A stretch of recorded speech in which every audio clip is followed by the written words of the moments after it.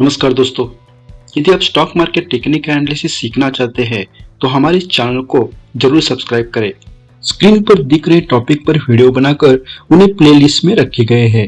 हर video का link आपको description में मिल जाएगा। नमस्कार दोस्तों, आज के इस वीडियो में हम लोग देखेंगे कि लॉन्ग टर्म अपट्रेंड खत्म होने के पहले अपने को क्या क्या इंडिकेशंस मिलते हैं।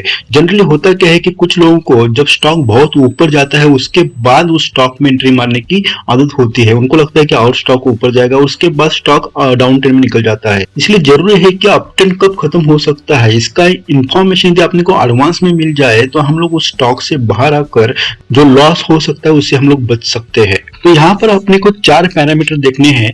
तो ये 4 पैरामीटर कौन कौन से होंगे। पहला ये है कि अप ट्रेंड लाइन जो है उसको ब्रेक करना। जब हम लोग ट्रेंड लाइन निकालते हैं स्टॉक में, उस टाइम पे पहली बार वो ट्रेंड लाइन को कब ब्रेक करना है उसको देखना है। उसके बाद हमें देखना है कि मूविंग एवरेज जो है उसको कब ब्रेक कर रहा है। जब मूविंग एवरेज को ब्रेक करता है उस टाइम पे अपने को थोड़ा सा अलर्ट होना पड़ेगा।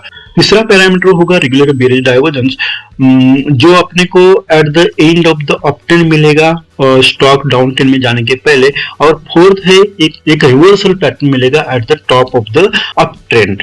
तो यहाँ पे मैंने एग्जांपल लिया है अमर राजा बैटरीज का। वीकली चार्ट है, हम लोग वीकली चार्ट देखेंगे क्योंकि हम लोग लॉन्ग टर्म ट्रेंड की बात कर रहे हैं। उसके बाद हम लोग इसी चार्ट को मंथली और डेली चार्ट में भी हम लोग देखेंगे। यहाँ पे मैंने 20 और 50 का मूविंग एवरेज यूज किया है। ऊपर वाला 20 का है, नीचे वाला 50 का मूविंग एवरेज है। अभी यहाँ पे पहला अपना पॉइंट जो क्या था कि ट्रेंड लाइन को ब्रेक करेगा। तो ये यहाँ पे मैं ये ट्रेंड लाइन मारता हूँ तो आपको समझ में आएगा कि मुझे एक ट्रेंड लाइन से एक काम नहीं होगा, मुझे और एक ट्रेंड लाइन यहाँ पे निकालना पड़ेगा। मगर यहाँ पे और एक ट्रेंड लाइन निकालने के बाद भी अपने को यहाँ पे समझ में आता है कि ये जो अप ट्रेंड है उसका स्टिफनेस देखो, उसके बाद ये जो पर्टिकुलर पोर्शन है वहां पे स्टिफनेस ज्यादा है और उसके बाद आगे वाला जो ट्रेंड है उसका स्टिफनेस ज्यादा है। मतलब यहाँ पे मोमेंटम ज्यादा है प्रीवियस 2 ट्रेंड के कंपेयर टू। तो यहाँ पे मुझे मल्टीपल ट्रेंड लाइन निकालना पड़ेगा। तो इसलिए हम लोग ट्रेंड लाइन को यहाँ पे यूज नहीं करेंगे, मगर मूविंग एवरेज को हम लोग यूज कर सकते हैं।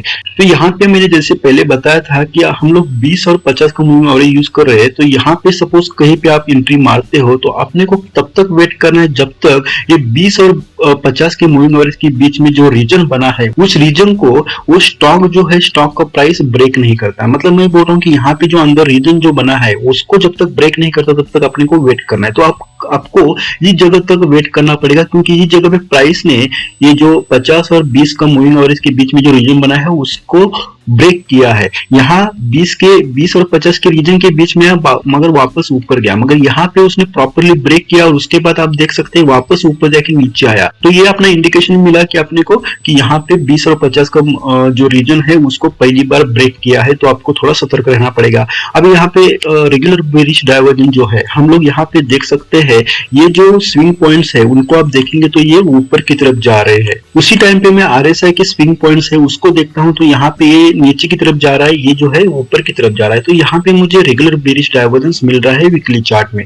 तो ये अपना ये दूसरा इंडिकेशन हो गया। अपना नेक्स्ट इंडिकेशन क्या था कि यहाँ पे कुछ तो अपने को रिवर्सल पैटर्न मिल जाएगा। आप यहाँ पे देख सकते हैं कि ये जो है पहला टॉप है, उसके बाद यहाँ पे दूसरा टॉप यहाँ पे बन गया है ये जो है, और उसके बाद स्टॉक नीचे जा रहा है। तो मैं बोल सकता हूँ कि यहाँ पे देखिए ये ऊपर गया, बाद में वापस नीचे आया इस जगह पे, उसके बाद वापस ऊपर जाकर नीचे आ रहा है।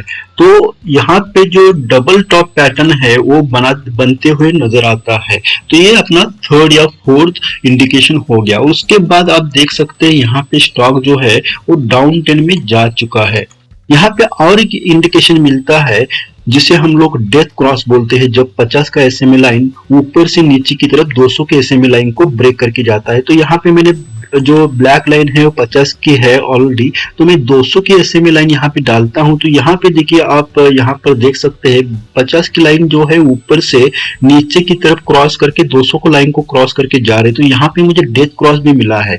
तो ये जो है नेक्स्ट इंडिकेशन है, मगर जब तक डेथ क्रॉस बन जाता है तब तक स्टॉक बहुत नीचे जाता है, इसलिए आपको डेथ क्रॉस को वेट करने की जरूरत नहीं है।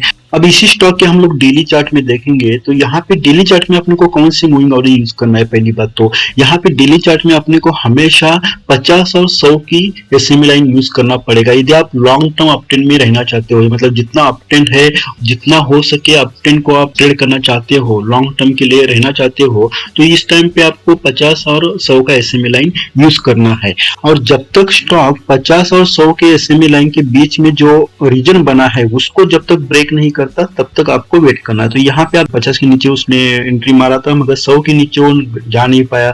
यहाँ पे देखिए 50 का सपोर्ट लिया है, इस जगह पे 50 और 100 के बीच में आकर ऊपर गया और वापस ऊपर जाने के बाद इस जगह पे प्रॉपरली ब्रेक किया। हम लोग क्लोजिंग बेसिस पे बात कर रहे हैं तो इस जगह पे या इस जगह पे कहीं तो अपने को स्टॉक से बाहर पड़ना पड़ेगा। उसके बाद आप देख सकते हैं कि इस जगह पे देखिए डेली चार्ट में अपने को मिलता है रिवर्सल पैटर्न। अभी थर्ड जो पॉइंट है वो है बेरिश रेगुलर डाइवर्जेंस। अभी यहाँ पे आप देखेंगे तो यहाँ पे भी अपने को डाइवर्जेंस मिलना चाहिए। यहाँ देखिए ये जो है यहाँ पे डाइवर्जेंस देखेंगे हम लोग, ये जो है टॉप पॉइंट, तो यहाँ पे देखिए अपने को डाइवर्जेंस मिल रहा है इस जगह पे। जब 50 और 100 का जो रीजन बना है उसको ब्रेक करने के पहले अपने को यहाँ पे डेली चार्ट में भी रेगुलर बेरिश डाइवर्जेंस मिल रहा है। अब इसी स्टॉक के हम लोग मंथली चार्ट को देखेंगे तो मंथली चार्ट में हम लोग 10 और 20 का मूविंग एवरेज यूज कर रहे हैं। डेली चार्ट में हम लोग 100 और 50 का मूविंग एवरेज यूज कर रहे हैं और वीकली चार्ट में हम लोग 20 और 50 का मूविंग एवरेज यूज कर रहे हैं। यहाँ पर देखिए जब स्टॉक ऊपर की तरफ जा रहा था तब 10 और 20 के बीच में जो रीजन बना है उसको वहां तक आ गया मगर क्लोजिंग बेसिस पे उसने ब्रेक नहीं किया। क्लोजिंग बेसिस पे ब्रेक इस जगह पे किया, तो इस जगह पे आपको स्टॉक से बाहर पड़ना है। यहाँ पे देखिए अपने को डाइवर्जेंस भी मिल रहा है। ये जो स्विंग पॉइंट्स है उसको आप करंट करोगे तो यहाँ पे ऊपर जाता है, उसी टाइम पे आरएसआई जो है आरएसआई के स्विंग पॉइंट नीचे की तरफ जा रहा है, तो यहाँ पे रेगुलर बेरिश डाइवर्जेंस मिला है। थर्ड पॉइंट यहाँ पे अपने को रिवर्सल पैटर्न मिल रहा है, तो ये जो है वो डबल टॉप बन गया। तो यहाँ पे अपने को इंडिकेशन सफिशिएंट इंडिकेशन है। पहला मोस्ट इंपॉर्टेंट है कि मूविंग एवरेज, जब भी मूविंग एवरेज का जो रीजन बना है उसको ब्रेक करता है उसके बाद स्टॉक में रहना ही नहीं है। यहाँ पे ब्रेक किया उसके बाद निकल जाओ। तो ये जो 4 पैरामीटर है हमेशा आपको देखना चाहिए, उसके बेसिस पे अपने को उस स्टॉक में रहना है कि नहीं वो डिसाइड करना है। दूसरा यहाँ पे चार्ट है गुजरात पिपावाव का और उसको हम लोग देखेंगे कि कैसे हम लोग इन 4 पैरामीटर को देख सकते हैं। पहला तो अपना है ट्रेंड लाइन। तो यहाँ पे देखिए ट्रेंड लाइन यहाँ पे मिल रहा है मुझे। तो यहाँ पे पहली बार ट्रेंड लाइन को कहाँ पे ब्रेक किया, इस जगह पे ब्रेक किया जब स्टॉक जो है वो 20 और 50 के मूविंग एवरेज के बीच में था। यहाँ पे मैंने वीकली चार्ट ओपन किया है इसलिए मैंने 20 और 50 का मूविंग एवरेज यूज किया है। तो यहाँ पे पहली बार अपने को जो ट्रेंड लाइन है उसको ब्रेक किया, उसके बाद जो 20 और 50 का मूविंग एवरेज जो है उसके बीच वाला जो रीजन बना है उसको इस जगह पे उसने ब्रेक किया, तो ये अपना सेकंड इंडिकेशन था। थर्ड जो है वो अपना बेरिश डाइवर्जेंस। यहाँ पे हम लोग स्विंग पॉइंट्स को काउंट करेंगे और उसी टाइम पे यहाँ पे देखेंगे तो यहाँ देखिए अपने को स्विंग पॉइंट्स नीचे की तरफ जा रहे हैं और यहाँ पे ऊपर की तरफ जा रहे हैं। तो जो डाउन ट्रेंड शुरू होता है उसके पहले अपने को यहाँ पे मिल रहा है कि जो बेरिश डाइवर्जेंस जो है वो मिल रहा है, वो भी अपने को इंडिकेशन मिलता है। और फोर्थ पॉइंट है यहाँ पे कुछ तो रिवर्सल पैटर्न बन जाएगा। अभी यहाँ पे देख सकते हैं रिवर्सल पैटर्न कौन सा बना है, आपको समझ में आएगा। यहाँ पे हेड एंड शोल्डर बन चुका है। देखिए ये जो है लेफ्ट शोल्डर हो गया, ये जो है राइट शोल्डर हो गया और ये जो है उसका हेड हो गया। तो यहाँ पे हेड एंड शोल्डर बना है, उसको यहाँ पे नेकलाइन को ब्रेक किया है, तो ये रिवर्सल पैटर्न बना।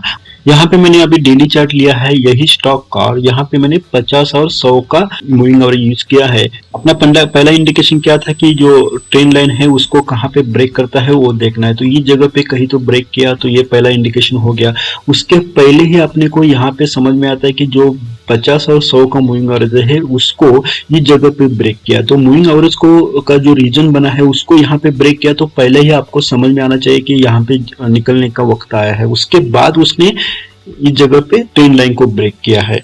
थर्ड पैरामीटर हम लोग देखेंगे कि कुछ मिलता है क्या डाइवर्जेंस। यहाँ पे देखिए हम लोग ऊपर की तरफ जा रहे हैं प्राइस के स्विंग पॉइंट से, उसी टाइम पे यदि आरएसआई के स्विंग पॉइंट को देखता हूँ तो यहाँ पे नीचे की तरफ जा रहा है, तो यहाँ पे अपने को रेगुलर बेरिश डाइवर्जेंस भी मिल रहा है। अब इसका मंथली चार्ट में आप देख लो 10 और 20 का मूविंग एवरेज यूज कर।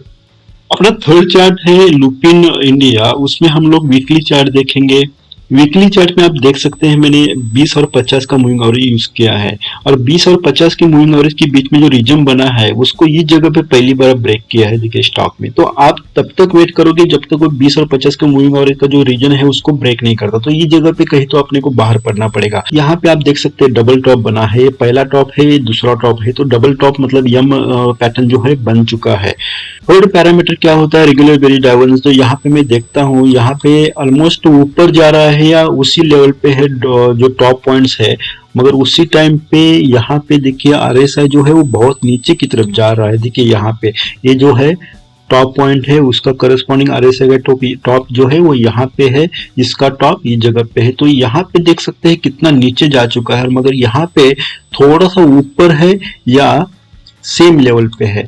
तो यहाँ पे मैंने डेली चार्ट लिया है, डेली चार्ट में मैंने 50 और 100 का मूविंग एवरेज यूज किया है। इस जगह पे आप देख सकते हैं कि इस जगह का जो अपट्रेंड है उसमें अपने को प्रॉपरली जो 50 और 100 का जो मूविंग एवरेज के बीच में रीजन है उसको इस जगह पे ब्रेक किया। तो यहाँ पे वापस उसने ब्रेक किया है जब स्टॉक पर्टिकुलरली कंसोलिडेशन में था, मगर यहाँ से प्रॉपर अपट्रेंड चालू हुआ देखिए, और उसके बाद इस जगह पे उसने 50 और 100 के बीच के जो रीजन है उसको रिस्पेक्ट किया, 100 के लाइन पे आकर सपोर्ट लेके वापस ऊपर गया और इस जगह पे ब्रेक किया। तो ये जो है वो पॉइंट है अपने को बाहर पड़ने का, यहाँ पे अपने को स्टॉक से बाहर पड़ना पड़ेगा ही। बाद में डाइवर्जेंस की बात करें तो यहाँ पे देखेंगे डाइवर्जेंस कुछ मिलता है क्या डेली चार्ट में। यहाँ देखिए ये जो है पर्टिकुलर जोन जो है वहां पे थोड़ा सा डाइवर्जेंस लग रहा है मुझे। देखिए ये थोड़ा सा डाइवर्जेंस है यहाँ पे इस पर्टिकुलर जोन में। ये जो है प्राइस के स्विंग पॉइंट्स ऊपर जा रहा है उस टाइम पे यहाँ पे नीचे की तरफ जा रहा है, तो यहाँ पे डाइवर्जेंस मिल रहा है मुझे। उसके बाद ये जो है डबल टॉप बन चुका है डेली चार्ट में और स्टॉक जो है डाउन ट्रेंड में जा चुका है। तो लुपिंग के मंथली चार्ट में आप यहाँ पे देख सकते हैं मैंने 10 और 20 का मूविंग एवरेज यूज किया है।